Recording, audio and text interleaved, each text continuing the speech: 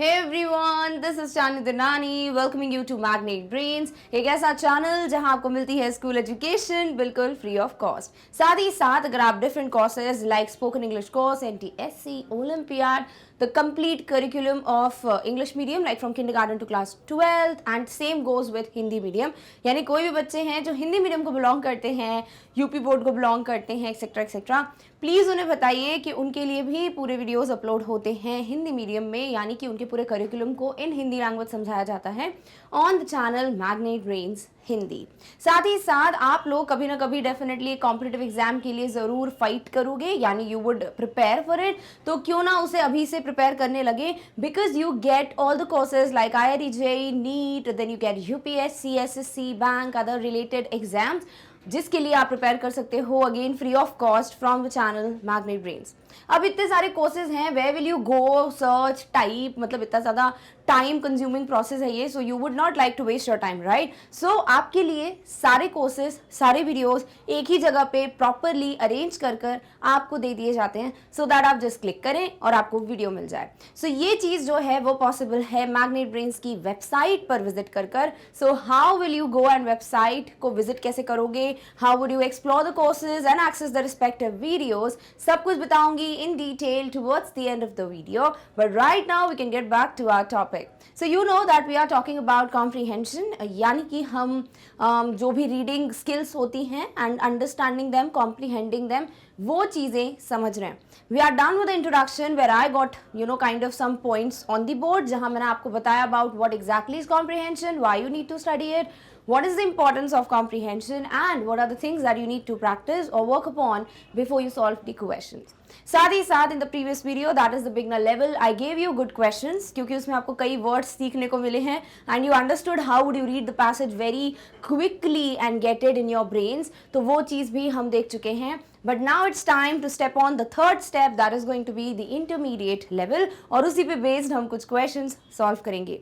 See basically आज के video में भी you would get not like बहुत ही ज़्यादा ऐसे out of the box type के passages या poems नहीं हैं, there are some things, मतलब something जो कि आपको definitely क्लिक करेगा, मतलब यू विल अंडरस्टैंड इट। साथ ही साथ I would advise you to again read the questions first and then go to the passage, practice करो ये चीज़ घर पर, बट अभी के लिए because I have to definitely explain the passage and the poem, so मैं आपको पूरा पढ़ के समझाऊंगी। We will see the good words, new words and फिर हम क्वेश्चंस पाएंगे। डन? ओके चलिए, तो सबसे पहला आपके लिए क्या करना कि आपको कुछ क्वेश्चंस में you have to read the following passages and answer the questions that follow, यानी आपको पढ़ना है जो भी पैसेज वगैरह दिया हुआ है and you will have to read the questions accordingly.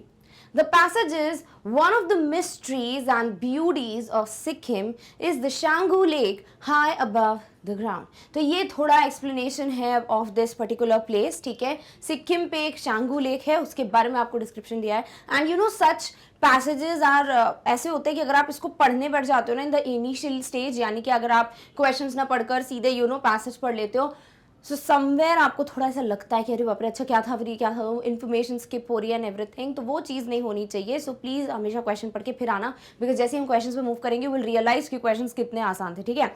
First है, one of the mysteries and beauties of Sikkim is the Changu lake which is high above the ground, यानी कि थोड़ा ऊपर के साइड पे है ग्राउंड के, एंड ये वन ऑफ द ब्यूटीज है, यानी सिक्किम जाओ, सिक्किम वैसी बहुत खूबसूरत जगह है और वहाँ पर शांगू लेक जो है वो एक और चीज़ है जो एड ऑन करता है in this beauty. Also it is a mystery, एक रहस्य भी है, क्यों पढ़ते हैं आगे। At approximately 12,000 feet up in the mountains is this clean and serene lake. Serene हम पढ़ चुके हैं, synonyms and antonyms में, I hope skip नहीं हुआ आपके माइंड से। तो ये अप्रॉक्सीमेटली 12,000 फीट ऊपर है, ठीक है? तो इसीलिए लिखा था high above the ground. It is somewhere in the mountains. अगर आप कभी कोई भी ऐसी जगह पे गए हो ना जहाँ पर ना पूरा ऐसे ड्राइव करते हो तो इतनी छोटी सी, मतलब ऐसा होता है कि जैसे अगर ये पाथवे है, ठीक है, यहाँ पे पूरे माउंटेन्स होंगे और इस साइड खाई होगी और इतनी सी जगह पे यू करके पहुँचना पड़ता है। कभी अगर जाओ तो डेफिनेटली एक्सपीरियंस करना, ये चीज़ बहुत ही ज़्यादा खतरनाक होता है। ऐसा लगता है कि अब हम गिर जाएंगे, बहुत ही स्लोली ड्राइव करना चाहिए, बट बहुत फास्ट ड्राइव करते हैं बिकॉज और भी गाड़ी आ रही होती है, तो it is very adventurous experience. वैसा ही कुछ यहाँ पर भी है, 12,000 फीट ऊपर होता है ये माउंटेन्स के करीब, कोई हुई Changu lake and this is very clean. ये बहुत साफ सुथरा है। इसका भी रीज़न है क्यों ये क्लीन है, वो भी आगे पता चलेगा। साथ ही साथ it is serene. What is serene? Something very heavenly, बहुत ही लाइक शांत, प्लेजेंट, एक स्वर्ग टाइप की जो फीलिंग होती है ना, कि मतलब कुछ शोर शराबा नहीं है, इट्स वेरी ब्यूटीफुल, प्लेसेड, वो होता है serine. Hundreds of colorful Maruti vans, these seem to be the favorite cars here, flit up and down the mountains carrying excited tourist. अब यहाँ पर आपको क्या मिलेंगी ना, अलग अलग कलर की मारुति वैन्स मिलेंगी एंड हंड्रेड्स ऑफ लिखा है, यानी मल्टीपल यहाँ पर मारुति वैन्स मिलेंगी। और ये गाड़ियाँ ऐसी लगती है कि यहाँ के लोगों की ना फेवरेट है, ठीक है। सो ये गाड़ियाँ आपको फ्लिट अप एंड डाउन करते हुए दिखेगी, यानी कि फ्लिट का मतलब होता है कि आप बहुत ही ज़्यादा ऐसे एक स्लो मूव में, एक बहुत ही बढ़िया मूवमेंट में जाते हो जब, लाइक आप स्लोली एंड हरिडली, थोड़ा ऐसा मिक्सचर का जो मूवमेंट होता है ना, उसे फ्लिट कहते हैं। तो लाइक गाड़ियाँ ऐसे ऊपर जा रही है, नीचे जा रही है, बिकॉज रोड्स ही ऐसे होते हैं, ठीक है। And those cars carry excited tourist. Definitely जब कोई घूमने जाता है किसी भी जगह पे तो पर्सन इज ऑलवेज एक्साइटेड, अगर ऐसा कुछ सीन हो, ऐसी कुछ राइड हो, सो या सारे टूरिस्ट बड़े excited and you will find so many Maruti vans there. Shanghu Lake is absolutely clean and fresh. No one is allowed to enter it. No boating, not throwing anything. ये जो जगह है ना, दिस इज एब्सोल्युटली क्लीन, यानी शांगू lake पे आपको इतना तिनका भी नहीं मिलेगा कचरे का। It is that clean. Also ये बहुत ज़्यादा फ्रेश है। अभी कभी कोई चीज़ साफ सुथरी होती है तो आपको ऐसा लगता है कि नया है। जैसे अगर आप सपोज अपने कमरे की बात करें, आपके घर की बात करें, हॉल की बात करो, किसी भी चीज़ की बात कर लो, अगर आप उस जगह को क्लीन रखते हो तो वो हमेशा साफ सुथरा रहता है, ठीक है। बट वही चीज़ आप ये करो, कभी बहुत सारी चीज़ें पाइल्ड अप है, इधर उधर है सामान, आप कभी ध्यान रखते हो, नया नया घर होता है तो ध्यान रखते हो, फिर बाद में ऐसा हो जाता है ठीक है अब यार क्या करना है, तो फिर वो धीरे धीरे उसकी जो फ्रेशनेस है, जो न्यूनेस है, वो चली जाती, right. But this lake is absolutely clean and it's absolutely fresh, क्योंकि यहाँ पर गंदगी फैलाने वाले जो लोग हैं ना, ह्यूमंस, वो अलाउड नहीं है। यानी आप यहाँ पर एंटर नहीं कर सकते हो इस लेक में, ठीक है। मतलब वहाँ पर आप जो भी ये लेक का पानी वानी है वहाँ एंटर नहीं कर सकते हो। कोई बोटिंग वोटिंग अलाउड नहीं है, कुछ भी आप वहाँ फेंक नहीं सकते हैं। एंड ऐसा नहीं सिर्फ कह दिया जाता है, there is a small temple of Shiva known as Changu here, hence name of lake. आगे जाके बताएंगे, मुझे लगा इसी लाइन में आ जाएगा। यहाँ पे ऐसा नहीं कि सिर्फ आपको बोल दिया जाता है, people keep an I on you, like वहाँ लोग होते हैं जो ध्यान रखते हैं कि मतलब कोई गंदगी तो नहीं मचा रहा वहाँ पे, कचरा वचरा तो नहीं फेंक रहा है। So definitely it's a good thing. आपको भी वैसे भी कहीं अगर जाओ so please do not kind of throw anything just because बाकियों ने कचरा फेंका है या वैसी गंदा है और कितना गंदा हो जाएगा, कभी मत किया करो ये चीज़। इनफैक्ट अगर कोशिश करो तो कभी क्लीन व्लीन कर दिया करो, बट ऐसा कचरा मत फेंका करो किसी जगह पे, because throwing whatever you are like doing, अगर आपको ऐसा लगता है कि आप गए and you are like oh my god कितना गंदा है ये, क्योंकि आपसे पहले भी कोई लोग आए थे जिन्होंने शायद आपकी तरह कचरा फेंका होगा, तो आपको नहीं करना चाहिए कभी, है ना। So never throw things. यहाँ मैं सिर्फ एक चीज़ बोलूँगी कि always keep whatever place is there ना as you want it to be. Like अगर आपको कोई जगह साफ चाहिए तो आप उसे साफ ही रखिए। आपको लगता है कि यहाँ पर इतना कचरा वचरा नहीं फेंकना चाहिए तो आप ऐसा मतलब किसी और के लिए भी मत करो, है ना। अगर आपको कोई जगह साफ सुथरी चाहिए तो आप उसे साफ सुथरा रखो पहले, तब जाके शायद आप एक भी चेंज करता है चीज़ें तो डेफिनेटली एक बिग चेंज आ सकता है। So that is how you have to work on it. Clear? Okay. Also यहाँ पर एक छोटा सा मंदिर है शिव जी का, और शिव जी को यहाँ पर शांगू कहा जाता है, इसीलिए इस लेक का नाम क्या है, Changu lake. So this is something very interesting, general knowledge भी बढ़ रहा है आपका इससे। So yeah definitely keep this in mind कि शिव जी के नाम पर रखा गया है इस लेक का नाम। Clear? Okay. The China border is just about 30 yards away, but one is forbidden to take pictures of that side, nor is one allowed to go there. अब यहाँ पर ना मतलब ये जो लेक है इसके 30 यार्ड की दूरी पे, जो बहुत ज़्यादा नहीं होता है, ठीक है, तो 30 यार्ड्स की दूरी पे ही क्या है, चाइना बॉर्डर है।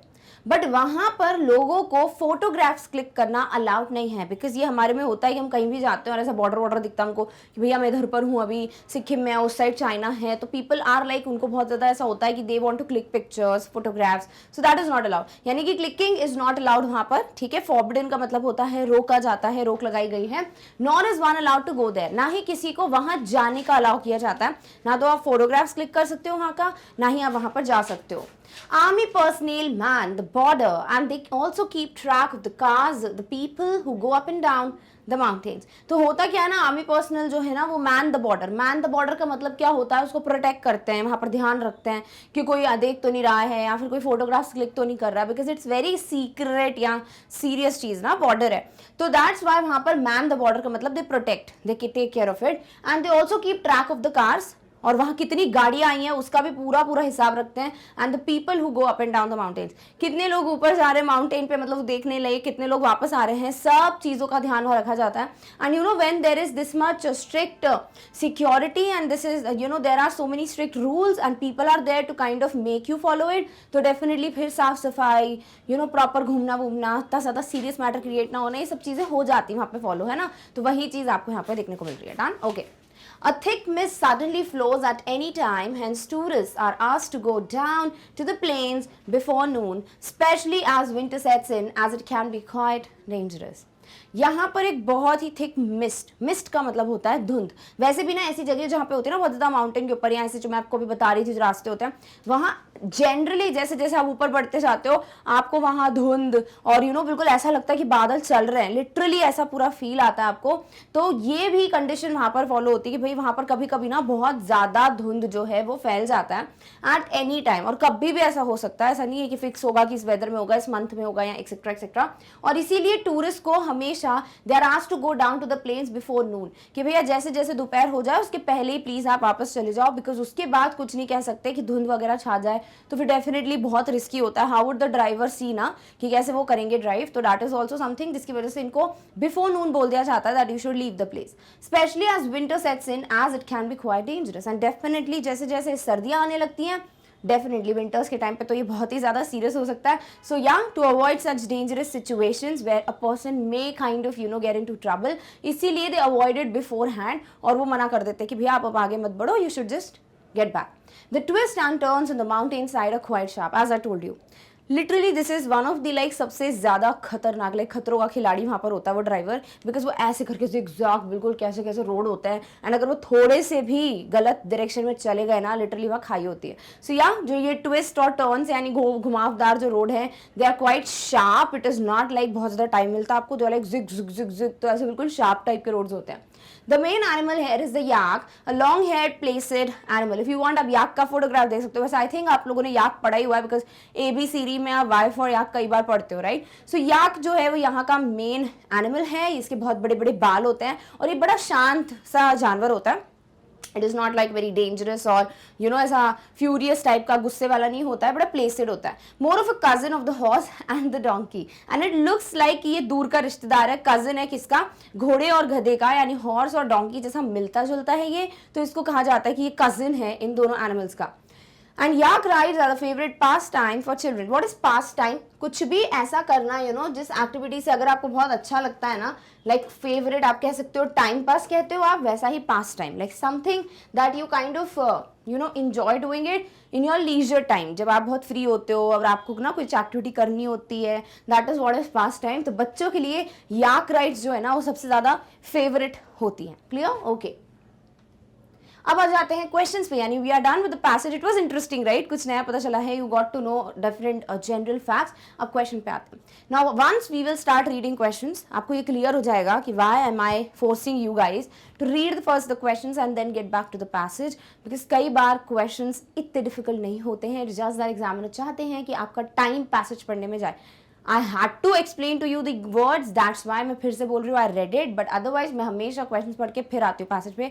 क्या होता है ना, पढ़ के क्लियर हो जाता है कि हमको पैसेज में पढ़ना क्या है। तो ऐसा कर लिया करो, जैसे अगर आपको 5 क्वेश्चंस हैं तो पहले के 3 पढ़ लो और फिर पैसेज पढ़ लो, ठीक है, एंड देन जो बाकी के 2 हैं उनको बाद में पढ़ के कर लो पैसेज, तो ये भी चीज़ कर सकते हो, ठीक है। चलो, Changu lake the pride of Sikkim is a clean lake because, Changu lake एक बहुत ही जानी मानी जगह है, सिक्किम का गर्व है, प्राउड है, प्राइड है, और ये क्लीन है। क्यों है क्लीन भाई? Because it is 12,000 feet up in the mountains, क्योंकि 12,000 फीट ऊपर है तो वहाँ क्या ही कचरा होगा।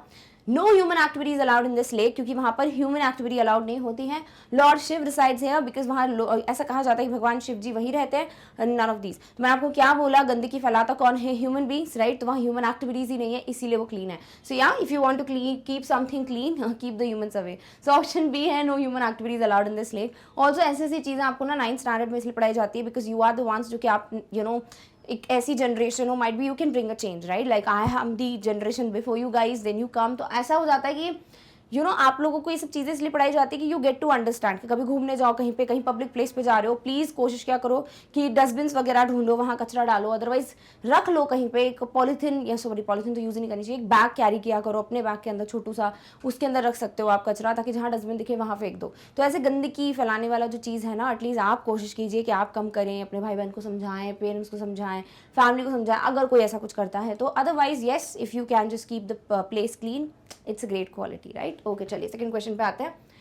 Photography is forbidden there because, वहाँ पे फोटोज खींचना अलाउड क्यों नहीं भाई? ऐसा क्या है कि वहाँ फॉरबिड करके रखा है? बिकॉज टूरिस्ट लोग जो हैं वो आते ही इसीलिए हैं किसी जगह पे, because they want to click pictures, they want to know कि भैया इस जगह पे हम गए थे, है ना।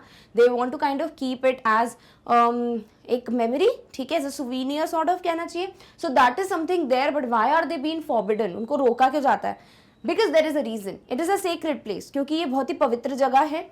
देर is a thick mist surrounding the area, because यहाँ बहुत ज़्यादा बहुत ही क्या बोलेंगे उसको, मोटा बोलेंगे नहीं, मतलब बहुत ही ज़्यादा थिक सा धुंध होता है वहाँ पर। सो वो चीज़ है वहाँ, तो इस वजह से है क्या? या फिर the China border is just 30 yards away and therefore secrecy is maintain, क्योंकि सिर्फ 30 यार्ड की दूरी पे चाइना बॉर्डर है, तो एक सीक्रेसी मेंटेन करके रखते हैं। ऐसा नहीं कि मतलब यू नो बहुत ज़्यादा सीरियस चीज़ है, चाइना बॉर्डर है वहाँ पर, तो इस चीज़ के लिए मना करते हैं। It is difficult due to uneven terrain, बहुत ही उबड़ खाबड़ जगह है, तो इस वजह से डिफिकल्ट होता है फोटोग्राफी। या ये देखो, ये चीज़ तो आपको भी पता है कि कहीं पे भी फोटोज खींच लेते हैं लोग, वो कुछ भी हो, राइट। सो डेफिनेटली मैंने आपको आंसर बताया था, बिकॉज एक चाइना बॉर्डर वहाँ पर 30 yards पर ही है, so it's kind of something जो सीक्रेट रखने के लिए होता है। So they kind of forbidded to avoid any kind of seriousness, तो option C is the correct answer. Done. Okay, चलिए थर्ड क्वेश्चन पे आते हैं।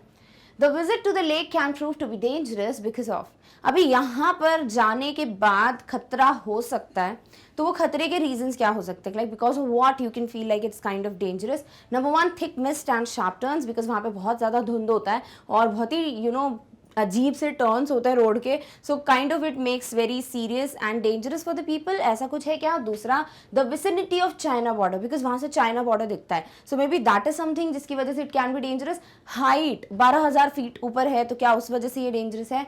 और नन ऑफ दीज। अगर ऐसा कुछ होता तो लोग जाते ही नहीं 12,000 फीट ऊपर। इट्स जस्ट दैट कभी कभी यहाँ धुंध बहुत बढ़ जाता है, और ऐसा वैसा धुंध नहीं होता कि आपको दिख रहा हो, इट्स नॉट लाइक पारदर्शी, it's not transparent, it is definitely a thick mist, तो आपको कुछ नहीं दिखता है टू लाइक अदर साइड का कुछ भी इतना clear. Also sharp turn, so I already given you a demo how it can be dangerous, so option A is the correct one. Done. Okay, fourth question है, the children are fond of yaks because, अभी yak ride बच्चों का favourite pastime है। Why they love yak rides? Because yaks are angry animals. मैंने क्या बोला? Yaks are very placid, right, they are not furious, they are not angry furious. I hope पता है, very angry को furious बोलते हैं। तो ये गुस्से वाले जानवर होते हैं क्या कि बच्चों पे अटैक कर देंगे? बिल्कुल नहीं, बड़े शांत से जानवर होते हैं, इसलिए बच्चों के लिए रखे गए उनके राइड्स वगैरह, राइट। सो ये तो गलत है। Children like yak rides, yes, बच्चों को बहुत पसंद है yak rides, so this can be an answer. Let's just go back to the other ones, अगर बेटर लगेगा तो ठीक है, अदरवाइज बी पे जाएंगे। Yaks are the cousin of horse, my god this is something a joke, कि horse के जैसे दिखते हैं उनके कजन कंसिडर किए जाते हैं, इसीलिए बच्चों को ये पसंद है। डी है, yaks are the main animals of that area, because वहाँ मिलते ही याक्स है, तो भाई क्या करें? ऐसा थोड़ी होता है, अभी कहीं पर टाइगर ही मिलेगा तो क्या टाइगर की सवारी करने लगेंगे? नहीं ना, तो ये तो बहुत ही ज्यादा कॉमन सेंस से एलिमिनेट हो रहा है। Answer is option B, because बच्चों को याक राइड्स पसंद है, इसीलिए children are fond of yaks, है ना। दे आर नॉट लाइक उनको याक्स पसंद है, नहीं, उन्हें याक राइड्स पसंद है। क्लियर है? चलो फिफ्थ पे आते हैं।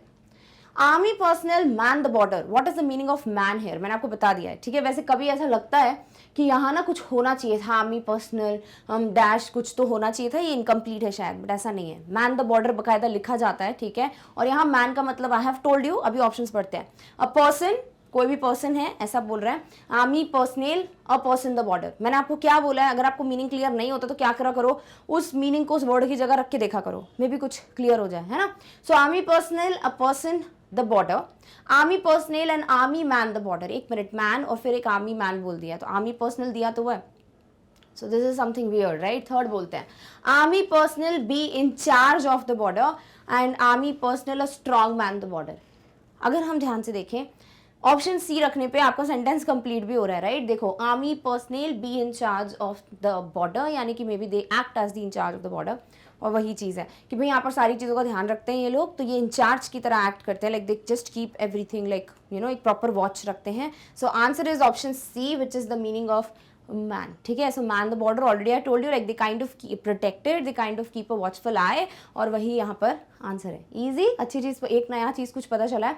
सो yeah definitely these are the 5 questions, I hope you understood. Clear? Okay, चलिए अब बात करेंगे आपके दूसरे पैसेज की, विच अगेन इज समथिंग जो कि मॉरल क्लास टाइप का है, ठीक है। तो definitely get ready to learn some moral values. Etiquette is the unwritten code that governs social behaviour. अभी हम मैनर्स बोलते हैं ना कि इसमें मैनर्स नहीं है, गुड मैनर्स होने चाहिए, तो मैनर्स के लिए एक और वर्ड होता है एटिकेट, ठीक है, जो आई होप मैंने आपको पढ़ाया हुआ है। यस, मुझे लग रहा है शायद मैंने पढ़ाया हुआ है आपको। So etiquette is the unwritten code that governs social behaviour.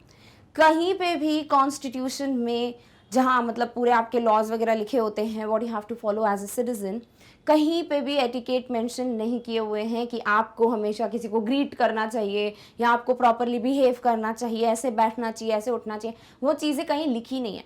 But this is something unwritten, लिखा नहीं गया है, but it is definitely a code जो कि सोशल बिहेवियर को गवर्न करता है। When you go to school आपको सिखाया जाता है ना कि हाउ वुड यू ईट। जैसे कि अगर आपको कभी पता हो कि कुछ लोगों की आदत होती है वो आवाज़ करके खाते हैं, या फिर ना सुस्कियाँ लेके चाय आवाज़ करके पीते हैं, वो चीज़ें आपको सिखाई जाती है कि नहीं करनी है ना। बिकॉज क्या होता है ना कि ऐसे आवाज़ करने वाले भले होंगे वहाँ पर, बट जो जिसको नहीं पसंद वहाँ पर फिर वो बहुत गंदा इंप्रेशन डालता है किसी पे, राइट। तो ये चीज़ें आपको सिखाई जाती हैं कि मत किया करो, ऐसे बैठा करो, लेजीली नहीं बैठना है, प्रॉपरली ग्रीट करो सबको, रूड मत बिहेव करो सबके साथ। तो ये चीज़ें आपको सिखाई जाती हैं, तो ये होते हैं एटिकेट। बट ये क्या कहीं कॉन्स्टिट्यूशन में लिखा है? नहीं, बट ये फॉलो करना पड़ता है। क्यों? क्योंकि ये कुछ रूल्स हैं जो कि एक प्रॉपर सोशल बिहेवियर बताते हैं। Etiquette reflects formulas of conduct in which society or tradition have invested. तो etiquette क्या करता है ना, ये रिफ्लेक्ट करता है, ये आपको बताता है क्या, फॉर्मूलाज ऑफ कंडक्ट, कि कैसे आपको अपने आप को प्रेजेंट करना है, कैसे आपको चलना है ना सोसाइटी और ट्रेडिशन हैव इन्वेस्टेड। यानी सोसाइटी ने जो भी ट्रेडिशंस हैं they have invested in some formulas, ठीक है, मतलब उन्होंने कुछ ऐड किया है, धीरे धीरे चीज़ें बदली हैं। आप कैसे क्या करेंगे पब्लिक प्लेस में, लाइक सपोज अगर आप किसी वेडिंग में जा रहे हो तो there is a dress code, आपको क्या पहनना चाहिए, है ना। कुछ डेफिनेट क्लोथ्स होते हैं, यू कांट वेयर गोवा वाले कपड़े in a wedding, right, it would not look good. तो ये चीज़ आपको कहीं लिख के नहीं दी है, बट ये कुछ चीज़ें हैं जो सोसाइटी ने काइंड ऑफ लेकर आए हैं, वो they have incorporated it, they have instilled it, and उसी को एटिकेट कहा जाता है, ठीक है।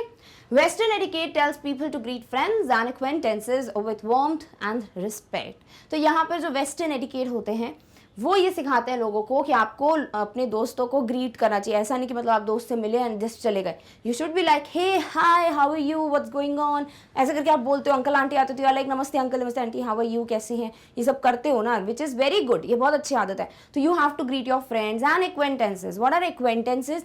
वो लोग जिन्हें आप जानते हो बट इतने क्लोज नहीं हो, ठीक है, दे आर नॉट अजनबी, यू नो देम, बट इतना भी क्लोज नहीं है वो आपके। सो ऐसे जान पहचान के लोग, उन्हें एक्वेंटेंसेस कहा जाता है। So you should always greet them with warmth and respect. यानी कि एक होना चाहिए कि हाँ मतलब एक अपनापन टाइप का फील हो उसमें आपकी ग्रीटिंग में। It should not be like हाँ ठीक है नमस्ते, ऐसे नहीं, you have to be very friendly, namaste कैसे हैं। So that is something which is the greeting being taught to you.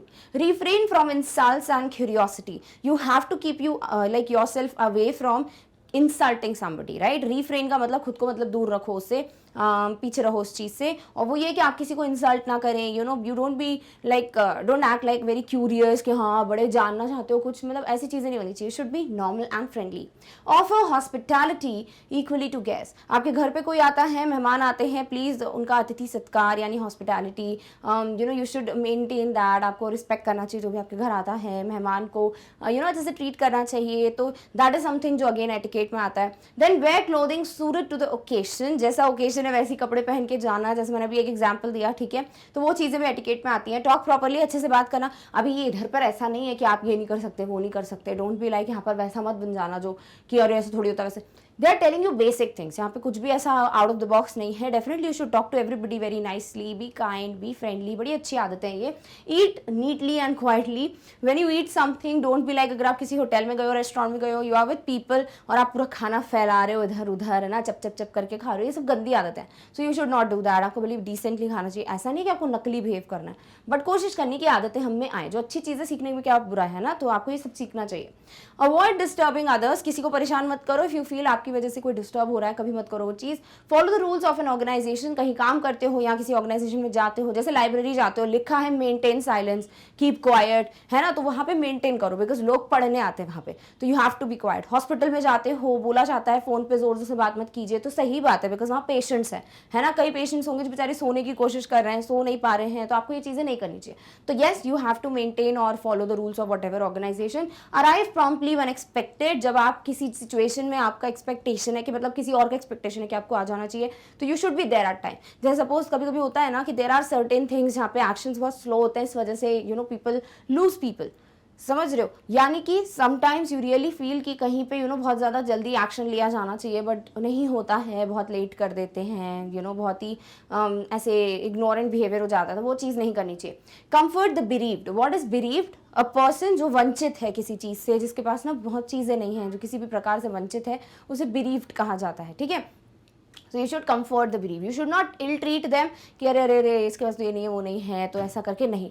You should always try to kind of you know create an atmosphere जहाँ उनको भी फील हो कि yeah people are kind to the person, you should always be kind, that's it. And respond to invitations promptly, if you get an invitation, if you are invited to you know be there somewhere, तो आप please वहीं पर उसी वक्त you know you should let the person no, they will be happy to come और you will be not. जैसे मैंने ना एक चीज़ देखी, इसमें लिखा नहीं है, कई बार ऐसा होता है जब आप ना किसी को मैसेज करते हो, लाइक व्हाट्सएप मैसेज ड्रॉप करते हो या कोई भी मैसेज, सपोज अगर आपसे किसी ने कोई क्वेश्चन पूछा, राइट, आपको जवाब आया, आपने क्या किया ना, उसको थैंक यू नहीं बोला, या आपने ये नहीं बोला oh thank you so much, it was great, यार ये तो बहुत हेल्प करेगा, या एक इमोजी भेज दिया। कई लोग होते हैं, पर्सनली मेरा एक्सपीरियंस है, and they are very well educated लोग, फिर भी ऐसा होता है कि दे विल बी लाइक कुछ पूछेंगे, I would send them reply, मैं जवाब दूंगी, बट उसके बाद दे विल बी लाइक अच्छा ठीक है मुझे ये भी पूछना ये भी पूछना, जैसे ही पूरी बात खत्म हो जाएगी ना वहीं पर खत्म message, they will not be like thank you या स्माइली या फिर यू नो कुछ भी कि हाँ ठीक है ये बहुत हेल्पफुल था। ये करना चाहिए, it's not like I want a thank you, it's like करना चाहिए चीज़, ठीक है। तो कभी आप भी कभी किसी से पूछते हो अगर कुछ और आपको सामने वाला जवाब देता है तो थैंक यू बोला करो, इट्स अ गुड थिंग। वैसे कभी कहीं जाते हो, ग्रोसरी खरीदने जा रहे हो या फिर आप कभी भी कुछ भी खरीदने जा रहे हो, तो जो भी अंकल हैं किराने वाले या जो भी आंटी बैठे हुए हैं उनको थैंक यू बोल दोगे तो इट वुड बी ग्रेट, ठीक है। भले वो जवाब देना दे, that's their etiquette, but you should follow this thing ताकि आपकी हैबिट बन जाए that you are always very kind, thank you, hello how are you, ये सब चीज़ें अंदर लेकर आओ अपने, ये बहुत अच्छी आदतें हैं, ठीक है। ओके चलिए आगे बढ़ते हैं। Violations of etiquette can cause public disgrace and in private hurt individual feelings, create misunderstandings or real grief and pain। अभी क्यों सिखाया जा रहा है हमको कि एटिकेट्स होने चाहिए, क्या फर्क पड़ता है भाई मेरी मर्जी में कैसे बिहेव करूं, है ना, बताऊं क्यों फर्क पड़ता है। क्योंकि ये होता है कि अगर आप कहीं पे प्रॉपरली बिहेव नहीं करते हो, अगर आप अपना यू नो चलाते हो कि my life my rules type का सिस्टम, तो होता क्या है उस वजह से लोगों को बहुत ज़्यादा दुख पहुंचता है। वहाँ कुछ ऐसा हो सकता है जो शायद सही नहीं है ना, it is not according to what actually it should be, ठीक है। And it can hurt somebody's feelings, हो सकता है आपने किसी के साथ बुरा व्यवहार किया जस्ट बिकॉज आपको लगता है कि क्यों ट्रीट करना प्रॉपरली, बट उसकी जो फीलिंग्स है वो हर्ट हो जाएंगी, आप चले जाओगे बट वो बेचारे को बहुत बुरा लगेगा या बेचारी को बहुत बुरा लगेगा। इट कैन क्रिएट मिसअंडरस्टैंडिंग्स, ऐसा हो सकता है कि आप कुछ और कहना चाह रहे हो बट बिकॉज आप में एटिकेट्स नहीं है तो वो चीज़ और ही कुछ सामने आ रही है। और रियल ग्रीफ एंड पेन, हो सकता है किसी को बहुत दुख पहुंचे या फिर किसी चीज़ की वजह से किसी का कोई बहुत बड़ा नुकसान हो जाए, तो मेक श्योर कि मैनर्स फॉलो करो। Some people feel etiquette to be an unnecessary restriction of freedom of personal expression. कुछ लोग को लगता है कि यार हमको पर्सनली जैसे बताना है, लोगों को सामने रिएक्ट करना है, वो ना कहीं कहीं यू नो बंध जाता है, लाइक सॉर्ट ऑफ एक बंदिश लग जाती है, एटिकेट होता है, तो हम क्यों फॉलो करें मैनर्स, हमारी मर्जी, हमारा मुंह में कैसे भी खाएं, कैसे भी चाय पिए, कैसे भी कुछ भी करें, बट वो चीज़ें क्या होती है ना गलत है, ऐसा सोचना नहीं चाहिए। पता है क्यों? Because however wearing pyjamas to wearing in a cathedral may be an expression of the guest freedom but may also cause the bride and the groom to suspect that the guest is expressing amusement और disparagement towards them in their wearing. यहाँ पे एक example दिया, explain नहीं किया, आपको खुद ब खुद समझ आ जाएगा। सपोज कहीं पे चर्च में किसी की शादी हो रही है, कैथीड्रल है, ठीक है, वहाँ पे शादी हो रही है चर्च में, आपको इन्वाइट किया है। अब शादी में आप पजामास पहन के चले गए हो, नाइट सूट में चले गए हो, अभी आप बोलोगे मेरी लाइफ है, फ्रीडम है, मुझे आज़ादी है, तो मैं पजामास पहन के चला जाऊंगा शादी में, बट होगा क्या ना, आप अपनी फ्रीडम देख रहे हो, आप अपना कंफर्ट देख रहे हो, बट उस वजह से हो सकता है कि जो दूल्हा दुल्हन है, ब्राइड ग्रूम है, उनको ऐसा लगे कि शायद आप उनका मजाक उड़ा रहे हो, शायद आप कुछ ऐसा करना चाह रहे थे पजामा पहन के कि वहाँ पे लोगों की हंसी उड़ाएंगे लोगों की, या फिर आप डिस्पैरेजमेंट यानी किसी को ना इंसल्ट करने की, रूड होने की कोशिश कर रहे हो। सो ये चीज़ है जो आपको क्लियर कर रही है कि हो सकता है आप ये सोच रहे हो कि this is something a restriction और फिर आप अकॉर्डिंगली एक्ट कर रहे हो, but may be it can lead to hurting somebody, या किसी की फीलिंग्स हर्ट हो सकती हैं। So please make sure etiquettes follow करो। वैसे भी अच्छी चीज़ें हैं, अच्छी चीज़ों को फॉलो करने में क्या ही जाता है, right. So yeah definitely it's a good passage. अब क्वेश्चंस पे आते हैं, डन, ओके। अब आगे भी एक और पैरा है, फिर क्वेश्चंस कर लेंगे। तो आगे का पैराग्राफ कहता है etiquette is dependent on culture. What is excellent etiquette in one society may shock in another. Her society her culture के हिसाब से एटिकेट्स वैरी करते हैं, ठीक है। यानी कि कहीं कहीं पर कुछ कुछ कंट्रीज़ में या कुछ कुछ कल्चर्स में जो शायद एटिकेट्स हो वो दूसरे कल्चर वाले लोगों के लिए मे बी शॉकिंग हो, ठीक है। तो ये भी बड़ी इंटरेस्टिंग सी चीज़ है जो आपको पता चलेगी। ऑल्सो ना ये टॉपिक पे आप रिसर्च भी कर सकते हो। It's very interesting to know कि कौन सी कंट्री में किन चीज़ों पर ना लोग हर्ट हो जाते हैं, कौन सी चीज़ें जो पब्लिकली वहाँ पर एक्सेप्टेबल नहीं है बट वो ओकेश है इन योर कंट्री। तो इस तरीके से कल्चर बाय कल्चर वैरी करते हैं क्या एटिकेट्स। अभी वो क्या है पढ़ते हैं।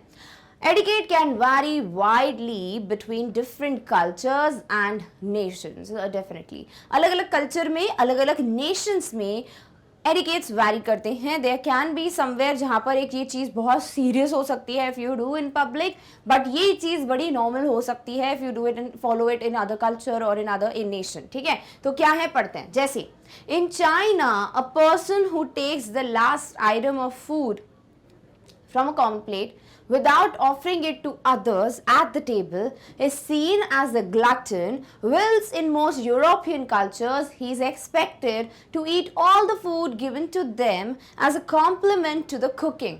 Wow, interesting. जिनको समझ आया बड़ी अच्छी बात है, नहीं आया सुनो। ऐसा होता है कि चाइना और यूरोप की बात की गई है। सपोज आप लोग ना 4 फ्रेंड्स हैं, आप लोगों ने एक पिज्ज़ा ऑर्डर किया इन विच 5 स्लाइसेस है, नहीं आप 5 दोस्त हैं 6 स्लाइसेस वो बेटर है। 5 दोस्त हो, ठीक है, 6 पिज्ज़ा स्लाइसेस हैं, ठीक है। अब आप लोगों ने अपनी अपनी एक स्लाइस उठा ली, बचा एक। अब अगर आप चाइना में हो, ठीक है, कॉमन है वो पिज्ज़ा, राइट, वो पिज्ज़ा क्या है, कॉमन है। अभी जो लास्ट स्लाइस बची, अगर आप चाइना में हो और अगर आप सबसे नहीं पूछते हो कि would you like to have this, would you like to have this last piece of pizza, तो ये चीज़ बहुत ज़्यादा अजीब मानी जाती है। अगर आप सीधे सीधे वो लास्ट वाला पीस उठा के खा लो, अगर आप बहुत सारे लोगों के साथ बैठे हो और वो कॉमन प्लेट है, तो इससे क्या होता है ना, आपको कंसिडर किया जाता है glutton. We have already read about glutton, I guess, I think so, शायद, यस। तो ग्लटन क्या होता है, अ पर्सन जो बहुत ही ग्रीडी ईटर होता है ना, जो बड़ा लालची होता है खाने के मामले में कि बस खाते जाऊं, जो मिले खा लूं, जो मिले खा लूं। तो बहुत ही, जिसे हम कहते हैं ना, बड़ा भूखा सा है ये इंसान, जिसे बहुत ज़्यादा खाने की बहुत ज़्यादा आदत है, लालची है खाने को लेकर, तो you can be considered that. अगर आपने ऑफर नहीं किया बाकियों को और चुपचाप उठा के खा लिया, तो लोग ये सोचेंगे कि आप क्या हो, एक ग्रीडी ईटर हो। बट वहीं अगर आप यूरोप में ऐसा करते हो, अगर आप यूरोप में हो और आप वो लास्ट पीस खा लेते हो, तो ये अच्छा माना जाता है, बिकॉज इसका ये मतलब होता है कि आप जो है जिसने बनाया है ना खाना, उसको कॉम्प्लीमेंट कर रहे हो कि वाह क्या खाना बनाया है, और आपको बहुत अच्छा लगा और आप लास्ट पीस खा के वो प्रूव कर रहे हो कि बहुत अच्छा खाना था इसलिए मैंने पूरा खत्म किया।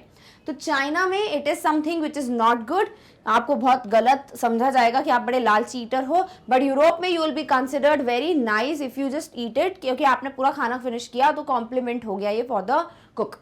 In some societies, it is considered disgusting to eat with the left hand, and left-handed individuals are sometimes forced to use their right hand. Recently, the internet has created netiquette, which covers the drafting of email, rules for participating in online forums, and so on.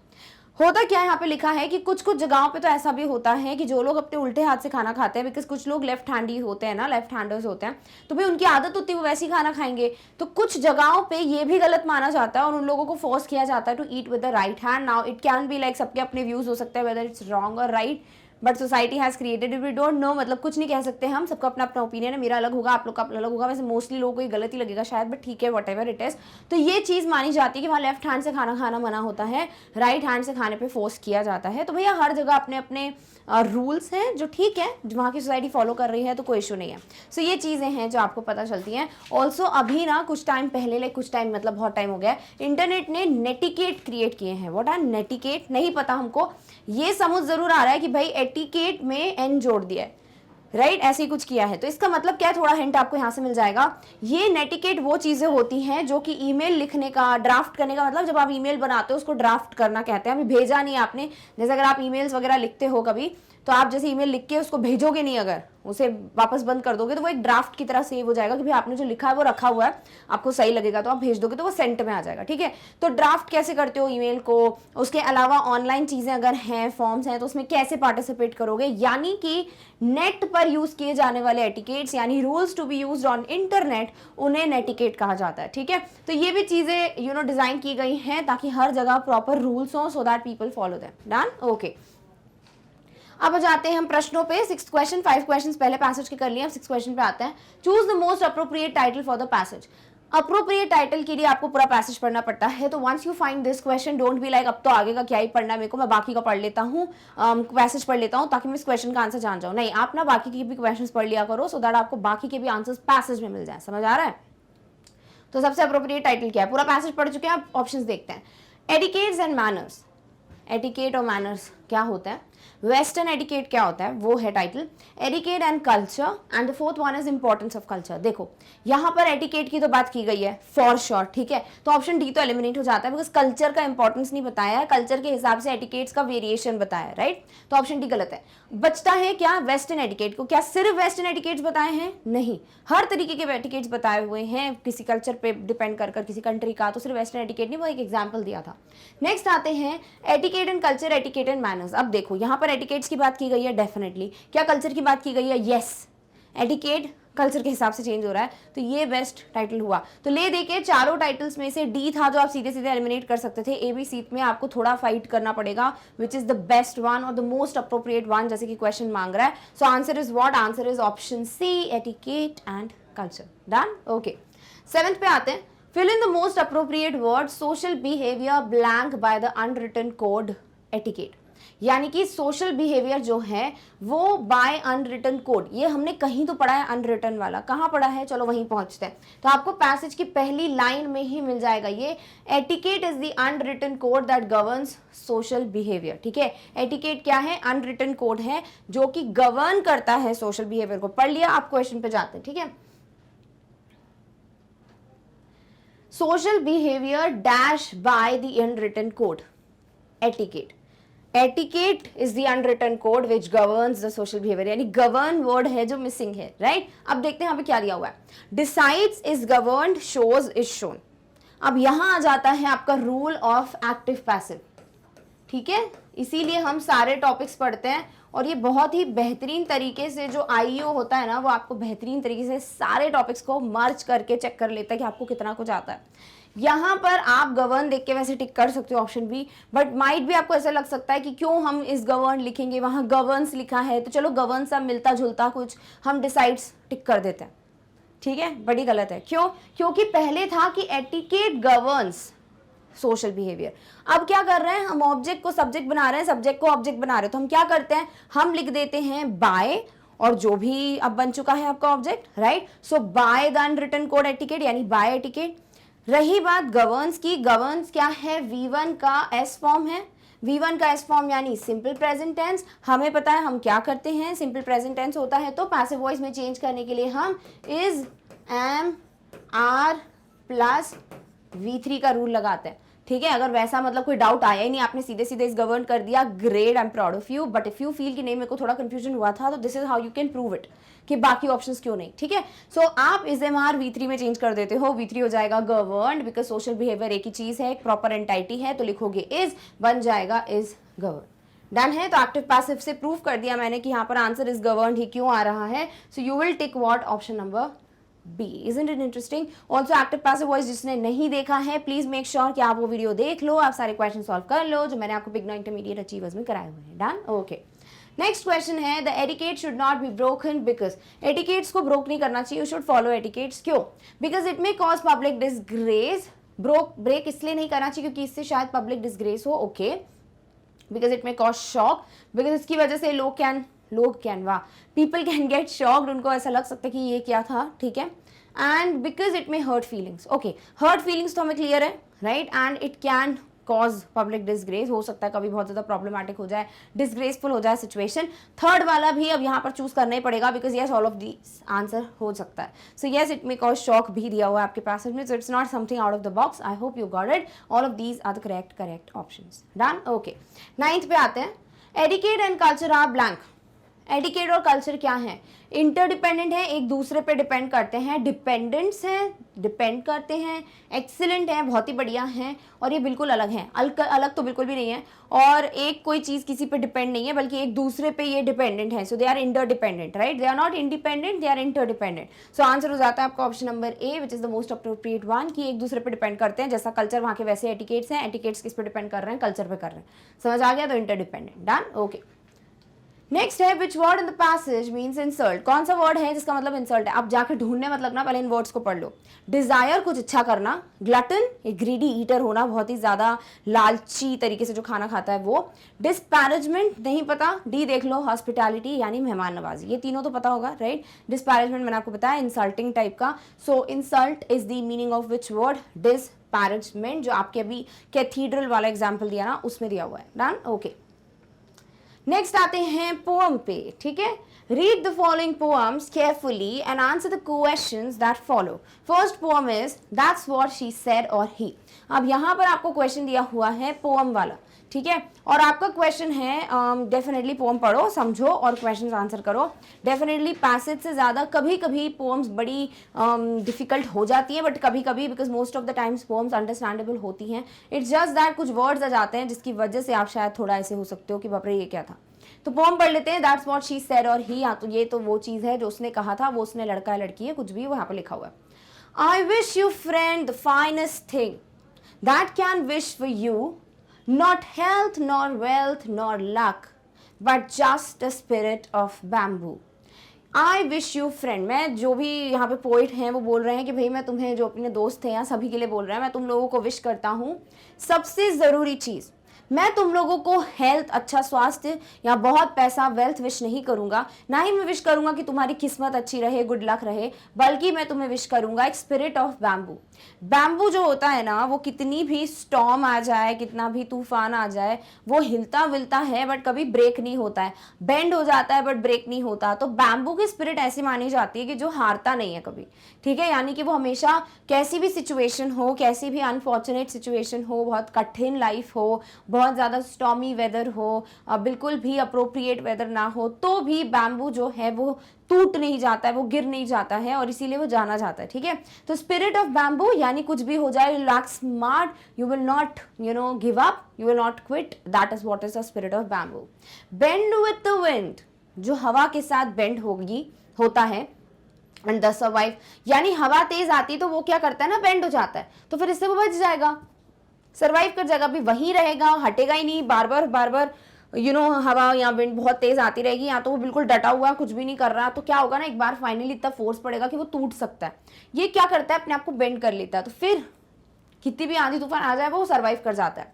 Through though storms may flatten you, weep not at fate. हो सकता है कि कभी कुछ ऐसी condition आ जाए जिसकी वजह से आपका दिल टूट सकता है, आप बहुत ज़्यादा गिव अप टाइप की फीलिंग आ सकती है आपकी, you might like that might flatten you, but yes weep not at fate. तो तुम्हें अपनी किस्मत पे रोना नहीं चाहिए, but spring erect as bamboo thickets do, but कि आपको बिल्कुल ऐसे उठ के आना चाहिए, आपको गिव अप नहीं करना चाहिए, भले कितना भी कुछ हो जाए, आपको रोते नहीं रहना अपनी किस्मत पे, बल्कि आपको बड़े ही अच्छे से बाहर आना है। You have to be like, खड़े रहना है, डट के खड़े रहना है with whatever problem is, जैसे कि बैम्बू थिकेट्स करते हैं। थिकेट्स यानी कि जो भी बुशी होती है ना, जो बहुत सारे ग्रुप होते हैं, that is what is bamboo thicket. Clear, okay. Do knives of hate may cut away your hopes of dreams come true, from roots of faith put out your shoots and grow your dreams anew। क्या दिया है, हो सकता है कि नफरत का चाकू आपकी ड्रीम्स या whatever जो है वो कट कर सकता है, लाइक आपके ड्रीम्स, आपकी विश, आपकी विल है ना, वो बिल्कुल पूरी तरीके से डिस्ट्रॉय कर सकता है, कट कर सकता है हेट, बट यस आपको क्या करना पड़ेगा, आपको वो फेथ मेंटेन करके रखना पड़ेगा, वो एक विश्वास मेंटेन करके रखना पड़ेगा, अपने आप को, शूट्स यहाँ बैम्बू से लिंक किया हुआ है, यानी आपको अपने आप को बिल्कुल ऐसे दृढ़ निश्चय बनाना पड़ेगा, and grow your dreams undue. हो सकता है कि कंडीशंस में कट योर ड्रीम्स, यानी कि आपके सपने को शायद तोड़ दें, बट आपको अपने सपनों को फिर से एक नई तरीके से शुरुआत करना पड़ेगा। अन्यू मीन्स अगेन, जैसे वापस से कुछ नया, ठीक है। वेल्थ में बी लॉस्ट एंड हेल्थ में फेड, हो सकता है आपका पैसा जो है वो चला जाए, डूब जाए, है ना, आप पैसा गवा सकते हो। हेल्थ में फेड, हो सकता है आपकी जो स्वास्थ्य है वो धीरे धीरे कम होता जाए, आपका स्ट्रेंथ कम होता जाए। Yet you will be vice and true, फिर भी आप समझदार रहोगे और सच्चे रहोगे। If you can bend and you can grow, अगर आप सिचुएशन के हिसाब से अपने आप को फ्लेक्सिबल बना सकते हो एंड आप उससे आगे बढ़ सकते हो with spirit of bamboo. Bamboo, जैसे कि एक बैम्बू ट्री अपने लिए, अपनी स्ट्रेंथ के लिए, अपनी विजडम और एक बेंड हो जाना विंड के साथ, सिचुएशन के साथ फाइट करने के लिए जाना जाता है। ओवरऑल पोम बहुत ही बढ़िया सी है, जहाँ पर आपको ये चीज़ क्लियर की गई है कि लाइफ में कितना भी स्टॉर्म आ जाए, कितनी भी डिफिकल्ट सिचुएशंस आ जाए, कितना कभी ऐसा हो कि नफरत कर रहा है कोई आपसे, आपकी ड्रीम्स टूट गए, आपका दिल टूट गया, व्हाटएवर, कभी भी सिचुएशन से आप बहुत ज़्यादा ऐसे हो गए हो कि गिव अप टाइप की कंडीशन आ गई है, आपको हमेशा एक बैम्बू की स्पिरिट जो है वो मेंटेन करके रखनी है कि कुछ भी हो जाए, बैम्बू बेंड होता है बट वापस से फिर आ जाता है जब चीज़ें ठीक हो जाती हैं, तो वो ऐसा नहीं होता कि टूट जाता है या क्या, ठीक है। वही चीज़ आपको मेंटेन करनी है कि आपको भी कभी भी लाइफ में कुछ भी हो, आपको आगे बढ़ना है, आपको खुद ब खुद वापस उठना है अपने पैरों पे, and you have to start a new, यानी अ फ्रेश। क्लियर। अब यहाँ पर ये जो पर्सन है, जो पोइटेस हैं, वो बोल रहे हैं कि यहाँ वो विश कर रहे हैं फॉर द फ्रेंड या एनीबडी कि मैं तुम्हें अच्छा स्वास्थ्य और पैसा विश नहीं करूंगा, बल्कि मैं बोलूंगा कि तुम्हें बैम्बू की स्पिरिट मिले, यानी तुम समझदार रहो, सच्चे रहो और लाइफ में कभी गिव अप ना करो, जो बहुत जरूरी है। डन। ओके, चलिए। तो पोम तो बहुत ही इजी थी, कुछ भी नहीं था ऐसा जो आई थिंक आपको नहीं क्लियर हुआ है। फटाफट से प्रश्नों पे आ जाते हैं। 11th क्वेश्चन है, the poet wishes for his friend the dash. जो पोइट है वो अपने दोस्त के लिए क्या विश कर रहे हैं? The agility of the bamboo, growing out of the bamboo, spirit of the bamboo या स्लेंडरनेस ऑफ द बैम्बू। वो क्या विश कर रहे हैं कि जो बैम्बू जैसे अजाइल है, फ्लेक्सिबल है, वो विश कर रहे हैं। जो हाइट है बैम्बू की बढ़ता जाता है, वो हाइट विश कर रहे हैं। बैम्बू की स्पिरिट कि वो कभी नहीं हार मानता है, वो स्पिरिट जो है, जो आपकी फिजिकल बॉडी पे नहीं दिखता है, इट्स योर इनर स्ट्रेंथ, ठीक है, वो विश कर रहे हैं।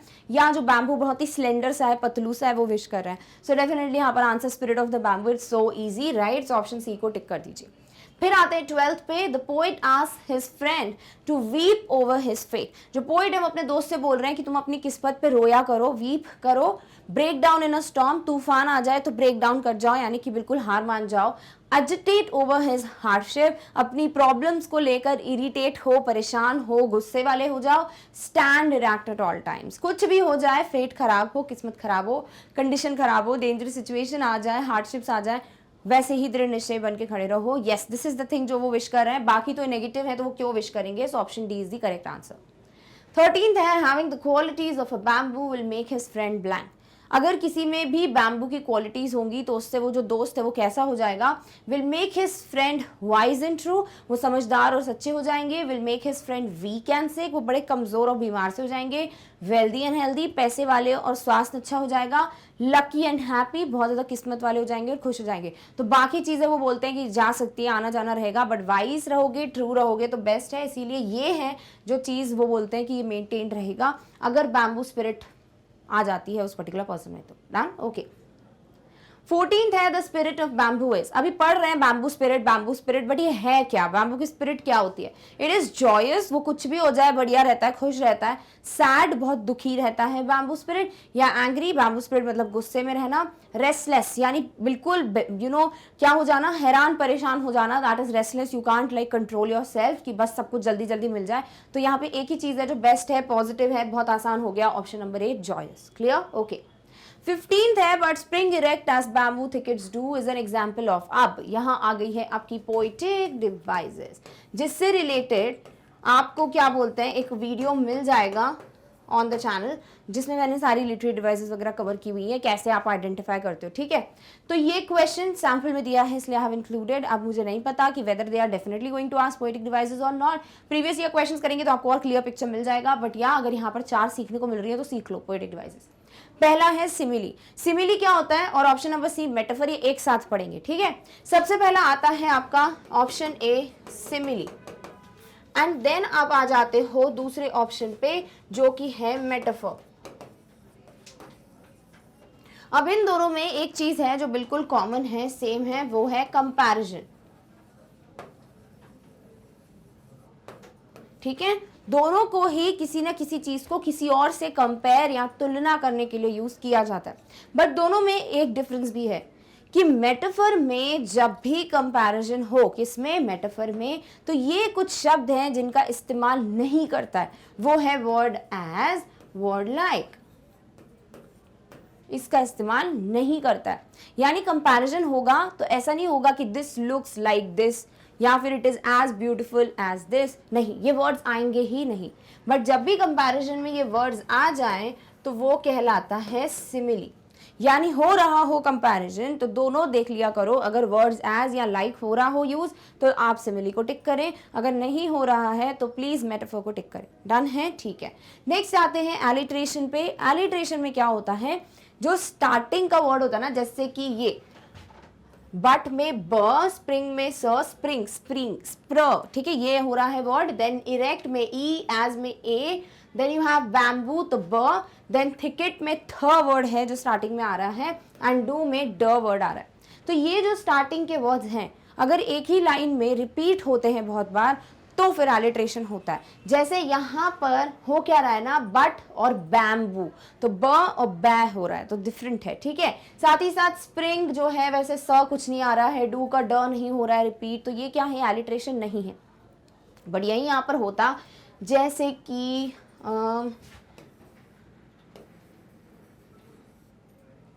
क्या लिखूं मैं,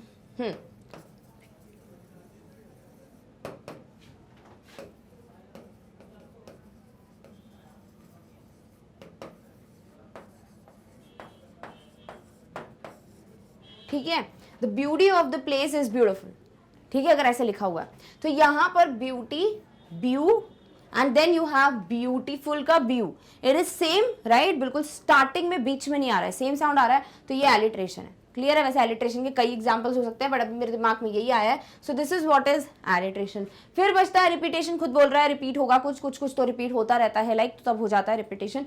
कुछ रिपीट हो रहा है क्या, कुछ भी नहीं हो रहा, तो ये भी कैंसिल आउट हो जाता है। अब बचते हैं सिमिली मेटाफर। देखो क्या लिखा है, spring erect as bamboo thickets, do as दिया है, तो कंपैरिजन तो है बट क्या है इन वर्ड्स के साथ, तो सिमिली जो है वो आपका सही आंसर होगा। तो प्लीज ध्यान में रख लेना, मेटाफोर में शब्द नहीं आते हैं, सिमिली में आते हैं, बट दोनों कंपैरिजन के लिए यूज होते हैं। आई होप ये क्लियर है, और सबसे ज्यादा यही पूछी जाती हैं आपकी poetic devices, so I hope you are done with it. Alright, okay, चलिए नेक्स्ट पे बात करते हैं। Fade as given in the poem means, fade किसकी बात की गई है, वेल्थ, यू में लॉस्ट द वेल्थ, वेल्थ में भी लॉस्ट ऐसा करके कुछ दिया हुआ है, और हेल्थ का फेड करके दिया है। इफ यू वांट लाइंस देख लेते हैं, let's get back to the line.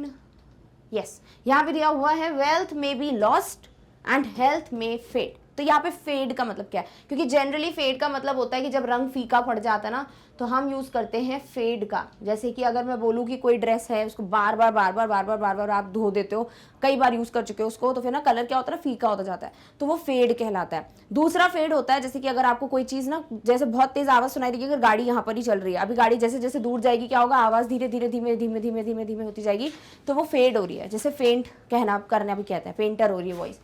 Next यहाँ पे फेड का मतलब क्या है, तो मैंने हेल्थ का आपको एक्सप्लेन किया था कि हेल्थ क्या होगी, आप लूज कर दोगे, यानी स्ट्रेंथ कम हो जाएगी। तो फेड का मतलब है dry out, go away, disappear, weaker. Health जो है वो ड्राई आउट हो जाएगी, हेल्थ वुड गो अवे, स्वास्थ्य चला जाएगा, हेल्थ वुड डिसअपियर, गायब हो जाएगी हेल्थ, या हेल्थ वीक हो जाएगी, भाई हेल्थ वीक हो जाती है, ठीक है। सो आंसर क्या हो जाता है, डी। तो आपको वही चीज ध्यान में रखनी है, भाई हेल्थ फेड हो रही है तो हेल्थ क्या होगी, ड्राई आउट होगी, गो अवे होगी, डिसअपियर होगी, कि वीकन होगी, तो वीकन होगी। सो इसलिए आपका आंसर हो जाएगा ऑप्शन डी। तो इस तरीके से उसको प्लेस करके देख लिया करो, कई बार मल्टीपल आंसर्स तो यहीं से मिल जाते हैं। Done, okay. फिर आ जाते हैं हम 17th पे, the bamboo symbolises the qualities of a blank person.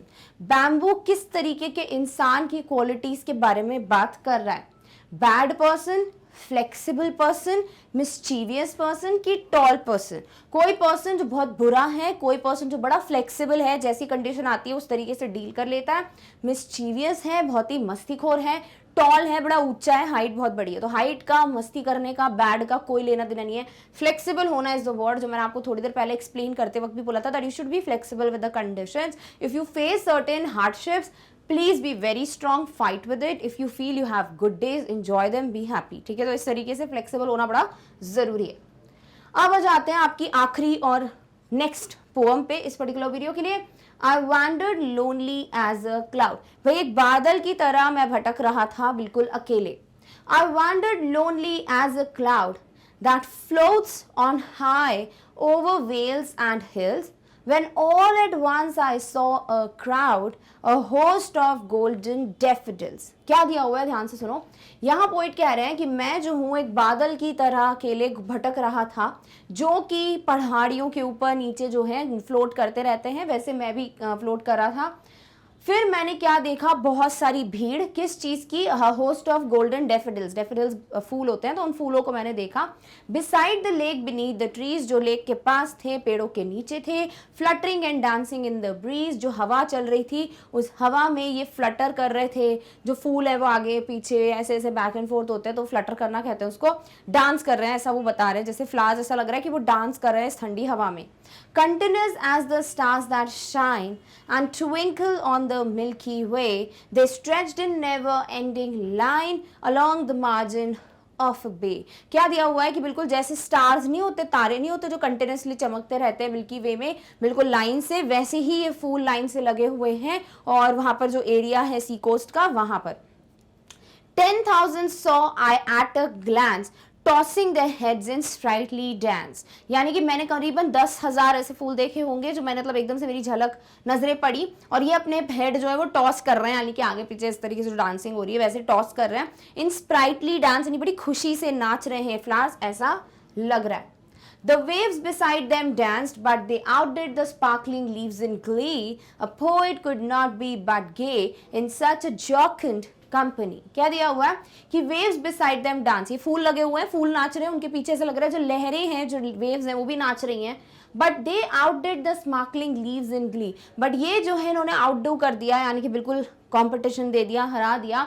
The sparkling leaves in Glee, जो बिल्कुल चमचमाती जो पत्तियां जो हैं लग रही हैं, जो बड़ी खुश है. ग्ली जो वर्ड है ना वो खुशी के लिए यूज किया जाता है, बहुत ही ज्यादा हैप्पी. तो ये चीज है. Poet could not be but gay. अब पोइट यहाँ पर और कुछ नहीं बल्कि खुश रह सकते थे. गे का मतलब होता है वेरी हैप्पी, केयर फ्री जो होते हैं, बहुत ही खुश खुश. That is the meaning of this. तो अगर हैप्पी वर्ड का सिनोनिम यूज करना होता है ना, तो आपको कई बार दिखेगा कि हैप्पी का सिनोनिम गे भी दिखता है. ऑल्दो मैंने हैप्पी के कई सिनोनिम्स आपको बताए, आई गेस इंट्रोडक्शन है किसी वीडियो में तो बताए हुए हैं, मेक श्योर आप वो सब पढ़ लो. तो ये यहाँ पर जब देखते हैं ना पोइट इतना खुशनुमा माहौल नेचर का, तो डेफिनेटली वो बड़े खुश हो रहे हैं. In such a jocund company. What is जॉकंड?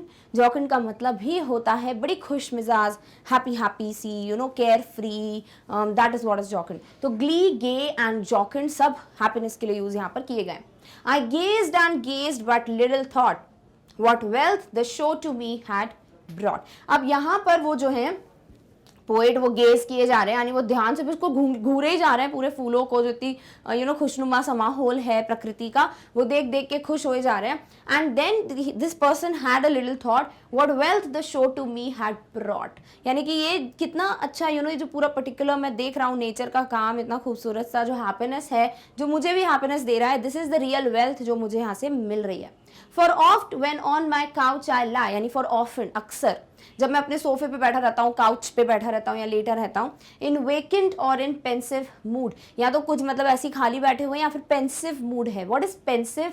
बहुत ही ज्यादा जब आप सोच विचार करते हो ना, बड़ी थिंकिंग टाइप का प्रोसेस चल रहा होता है आपके दिमाग में, बहुत विचार कर रहे हो तो किसी चीज पे, that is what is a pensive mood. तो नया वर्ड है, प्लीज नोट डाउन कर लेना. Pensive like in a very deep thinking.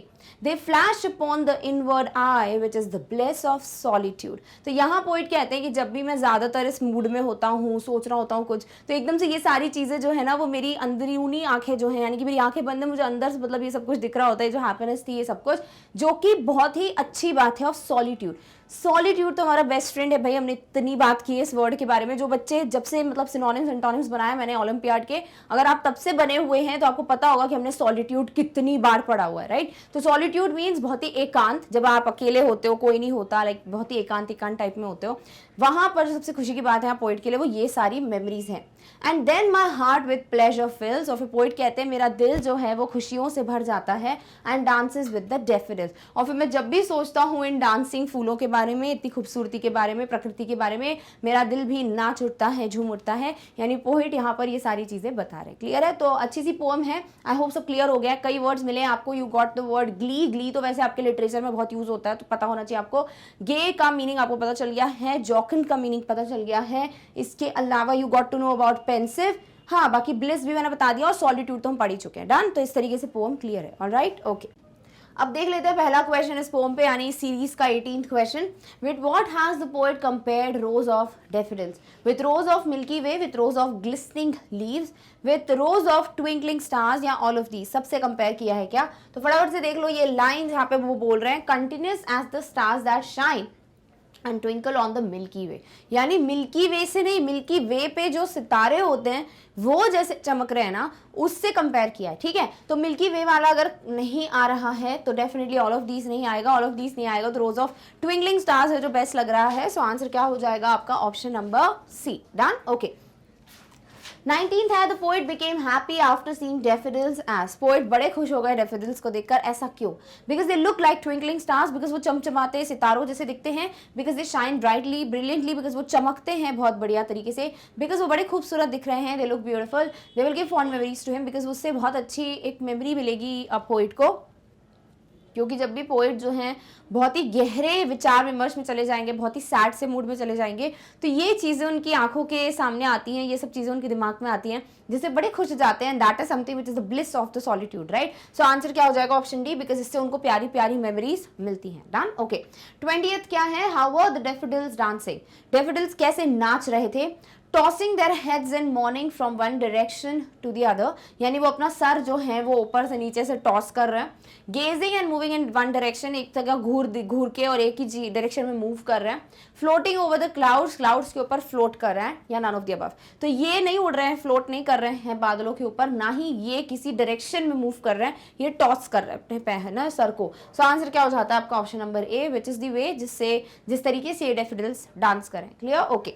21 पे आते हैं. When did the poet recall his experience? Poet को ये सारी चीजें कब याद आती हैं? When saw daffodils dancing, जब भी वो daffodils को नाचते हुए देखते हैं तब. When saw crowd, जब वो भीड़ देखते हैं तब. When in pensive mood, जब वो बहुत ही thoughtful thinking में होते हैं, लाइक बहुत ही ज्यादा सोच रहे होते हैं किसी चीज पे तब. When stars shining, जब तारे चमचमा रहे होते हैं तब. सो आंसर क्या है आपका? Option number C, when in pensive mood. Done? Okay. अब आते हैं लास्ट और फाइनल क्वेश्चन पे of this particular video. What does the word Glee signifies? Glee का मतलब क्या होता है मैंने बता दिया, बहुत ही बेहद खुशनुमा, कुछ happy happy. So great dismiss, great delight, great loss, great dismay. Dismiss, loss, dismay सब सैड फीलिंग्स हैं, ठीक है, नेगेटिव फीलिंग्स हैं. Delight is happiness, so great delight is the correct answer. Done. So जब भी ऐसा होता है ना कि आपको कभी कोई चीज बहुत ही हैप्पी लगती है, like you are like it was a great experience, it was an wholesome experience, आप बोल सकते हो it was an delightful experience. तो या दैट इज हाउ आप डिलाइट वर्ड यूज कर सकते हो. सो 20 सेकंड का आंसर होता है ग्ली का मतलब ग्रेट डिलाइट. डन. ओके, चलिए. सो इस तरीके से we are done with the video, यानी we are done with so many questions based on the topic comprehension, जो कि थे इंटरमीडिएट लेवल के. आई होप आपको मजा आया क्वेश्चन सॉल्व करने पे, आपको कई नए शब्द देखने को मिले हैं.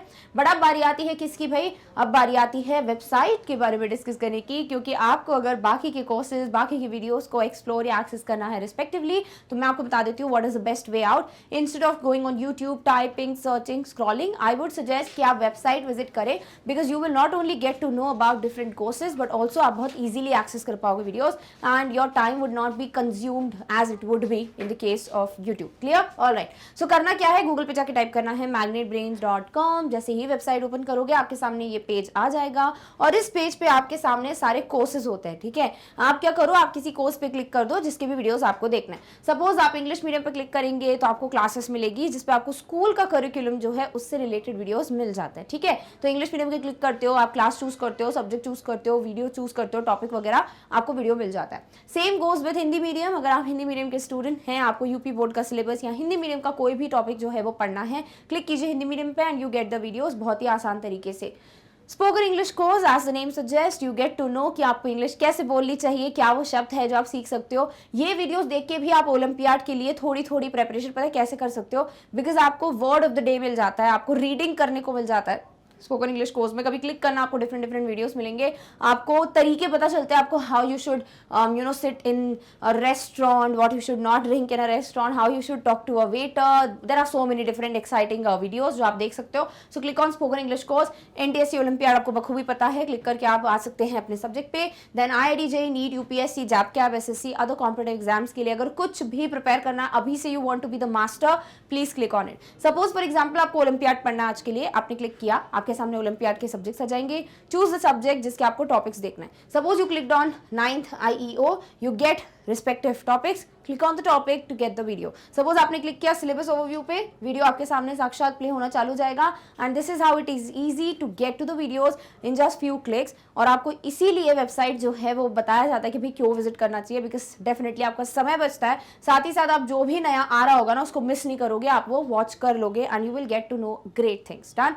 सो इस तरीके से please make sure that you visit magnetbrains.com। So इस तरीके से हम आ चुके हैं आज के वीडियो के एंड में। I hope you understood the questions, I hope you know कि कैसे पैसेजेस पोम्स वगैरह सॉल्व करनी होती हैं and you got so many new words जो आई होप सो आपने नोट डाउन कर लिए। So we are done with the discussion of the intermediate level, but now we are left with the next that is achievers section, जिसके साथ हम मिलेंगे very very soon in the next video. That would be our next topic. Till then take care of yourself. Thank you so much for watching. Bye.